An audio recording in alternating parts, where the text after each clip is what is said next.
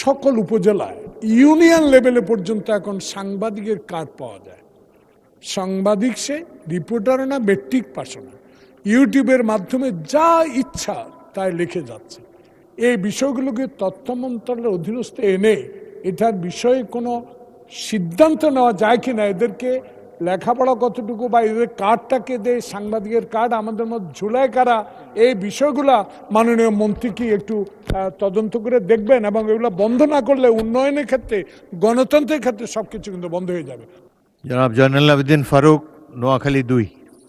মাননীয় স্পিকার, আসলে একটু যদি 2-3 সেকেন্ড একটু বেশি দেন, সকল মাননীয় সংসদ সদস্যের পক্ষ থেকে আপনাকে একটু অবগত করে দিতে চাই যে বিষয়টা অত্যন্ত জটিল।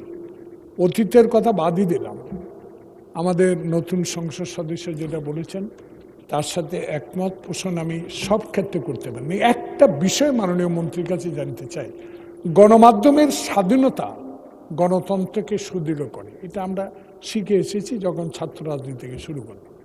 এই সরকারের আমলে আমরা এই 100 দিনে যেটা দেখেছি, আমার বিনীত অনুরোধ থাকবে আপনার মাধ্যমে মাননীয় তথ্যমন্ত্রী, যদি সকল উপজেলায় ইউনিয়ন লেভেলে পর্যন্ত এখন সাংবাদিকের কার্ড পাওয়া যায়, সাংবাদিক সে রিপোর্টারও না, ব্যক্তিক পাশও না, ইউটিউবের মাধ্যমে যা ইচ্ছা তাই লিখে যাচ্ছে। এই বিষয়গুলোকে তথ্য মন্ত্রণালয়ের অধীনস্থ এনে এটার বিষয়ে কোনো সিদ্ধান্ত নেওয়া যায় কিনা, এদেরকে লেখাপড়া কতটুকু বা এদের কার্ডটাকে দেয়, সাংবাদিকের কার্ড আমাদের মধ্যে ঝুলায় কারা, এই বিষয়গুলা মাননীয় মন্ত্রী কি একটু তদন্ত করে দেখবেন, এবং এগুলো বন্ধ না করলে উন্নয়নের ক্ষেত্রে, গণতন্ত্রের ক্ষেত্রে সব কিছু কিন্তু বন্ধ হয়ে যাবে। অনুগ্রহ করে এই বিষয়ে একটু ব্যবস্থা গ্রহণ করবেন। ধন্যবাদ।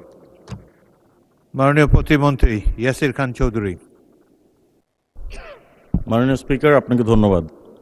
মাননীয় বর্ষীয়ান রাজনীতিবিদ, মাননীয় সদস্য যেটা বলেছেন, আমি একটু আগেই বলেছি যে আমরা মিস ইনফরমেশন এবং ডিসইনফরমেশন নিয়ে কাজ করছি, এবং যারা সাংবাদিক হিসাবে নিবন্ধিত নয় তারা সামাজিক যোগাযোগ মাধ্যমের তারা বিভিন্ন রকম মিস ইনফরমেশন ডিসইনফরমেশন তারা উপস্থাপন করেন। সেই বিষয়ে আমরা একটি টিম সাজিয়েছি এবং মনিটরিং করে তারা কি আইনের আওতায় আনা যায় কিনা সেই বিষয়ে আমরা কার্যক্রম আমাদের কন্টিনিউ করছে, এবং আমরা অতি শীঘ্রই একটি টিম আপনাদের সামনে, সেই টিমের পরিধি এবং টিমের কাজ কর্মসূচি কি হবে সেটা আমরা ঘোষণা করব। ধন্যবাদ মাননীয় স্পিকার।